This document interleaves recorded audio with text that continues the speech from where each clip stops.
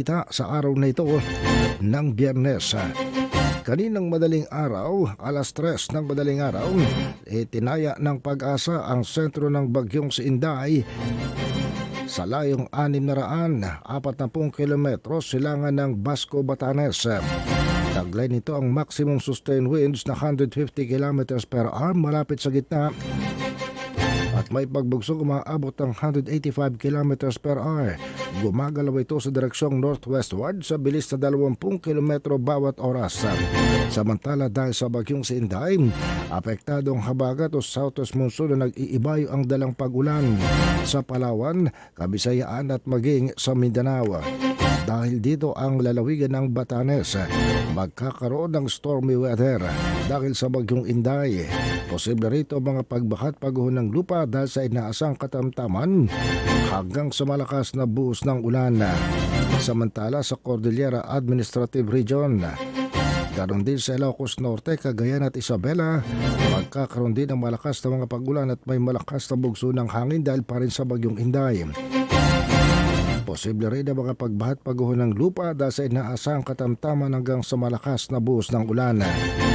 Samantala sa Mimaropa, Western Visayas, Negros Island Region, Zambales, Bataan, Cavite at Batangas, magkakaroon ng mga pag-ulan sa hinaman ng pinaigting na habagat. Posible rin ng mga pagbaha dahil inaasa ng katamtaman hanggang sa malakas na buhos ng ulan.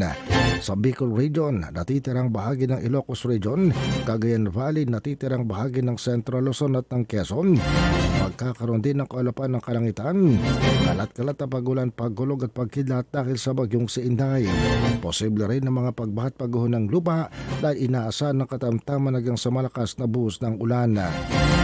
Samantala ang mga pagbaha at pagguho ng lupa na din sa moderate hanggang minsan ay malakas na buhos ng ulan ay inaasahan sa Metro Manila, Zamboanga Peninsula, BARMM, Soc-Sargen, natitirang bahagi ng Luzon at natitirang bahagi ng Kabisayaan. Ito naman ay dahil pa rin sa mas matinding southwest monsoon o habagat na dulot naman ng bagyong si Inday. Samantala, sa sinabi ng NDRRMC na may 919 na barangay sa Western Visayas ang nakakarap sa panganib ng pagbaha at pagguho ng lupa. Ito rin ang binigay na prognosis ng Mensing Geosciences Bureau dahil naman sa patuloy na mga pagulan sanhin ng pinaigting na southwest monsoon na habagat dala na rin ng bagyong si Inday. Samantala nagbigay ng ganitong babala batay sa pinakahuling rainfall accumulation forecast ng Pag-asa kahapon pa lamang sa 34 na munisipalidad at mga lungsod sa 4 na lalawigan sa rehiyon ng Western Visayas.